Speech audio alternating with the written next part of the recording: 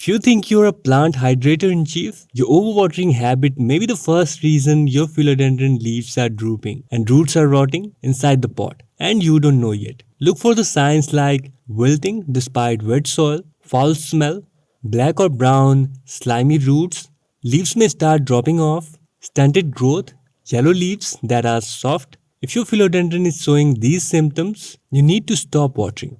Move the plant to a brighter spot to help dry out the soil faster. Ensure the pot has drainage holes to allow excess water to escape. And if the condition is going out of your hands, remove the plant from the pot, trim mushy roots, spray the roots with 3% hydrogen peroxide, and repot in a fresh, well-draining soil, and water less often. Acting quickly can save the plant from further damage if you spot these signs early. Here's how you water philodendron properly. Always wait for the topsoil to dry out about 25 to 30%, then water. In the active growing season, spring and summer. In winter, wait for it to dry out about 50%. So you think recently you haven't watered that much and you don't have these rotting signs in your plant, then it could be opposite of that.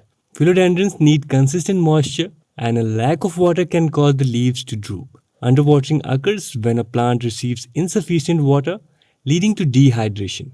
This reduces the plant's ability to perform key processes like photosynthesis and transpiration.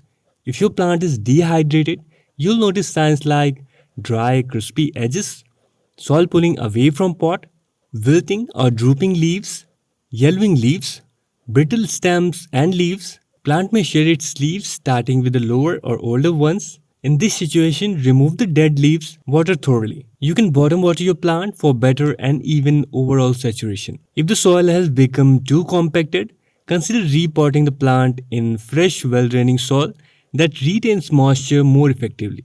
And most important, correct your watering habits. These were the most common causes for drooping leaves, but there are a few other reasons like temperature stress. Philodendrons don't like extreme temperatures. Keep them at a comfortable room temperature and avoid placing them near drafts, air conditioners, or heaters. Sudden temperature changes can stress the plant, causing drooping. Keep the plant in a stable, warm environment and make sure your plant is having good amount of light. Insufficient light can weaken the plant, leading to drooping. Philodendrons prefer bright, indirect light. If they are not getting enough light, move them to a brighter spot, but keep them away from direct sun rays.